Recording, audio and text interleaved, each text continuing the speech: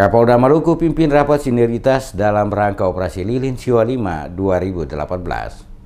Kapolda Maluku Irjen Pol Royke Lumowa memimpin rapat sinergitas dalam rangka Operasi Lilin Siwa 5 2018 di Mapolda Maluku Selasa siang. Kapolda Royke Lumowa mengatakan rapat sinergitas dalam rangka Operasi Lilin Siwa 5 2018 guna mematangkan kesiapan aparat keamanan termasuk beberapa instansi terkait dari Dinas Perhubungan, PLN, Pertamina, dan beberapa instansi lainnya. Dalam rapat tersebut juga disampaikan informasi dari berbagai instansi dalam kesiapan masing-masing di lapangan guna dibahas bersama dan diantisipasi jika terjadi hal-hal yang dapat mengganggu stabilitas keamanan daerah Maluku. Kesiapan dan ketersediaan sarana dan prasarana juga menjadi fokus utama dalam rapat tersebut, terutama armada kapal laut, udara, penyeberangan feri lintas kabupaten kota di Provinsi Maluku. Selain itu juga ketersediaan stok BBM oleh pihak Pertamina serta kelistrikan oleh PLN. Dalam rangka Operasi Lilin Siwa 5 2018 ini, kata Kapolda, pihaknya akan fokus melakukan pengamanan tempat-tempat ibadah, termasuk pusat-pusat keramaian seperti mal dan pasar-pasar.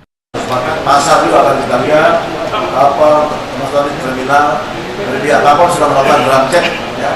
Dari pihak perhubungan darat pun, Dinas Perhubungan Provinsi dan Ambon juga akan melakukan drum check, ya, untuk darat.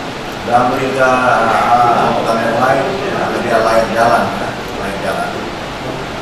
Dan pengecekan di lapangan akan segera kami lakukan. Nanti kita koordinasi dari kapan bisa kita lihat kapal, kita kasih tahu media, kapan bisa lihat pasar, kapan bisa lihat terminal.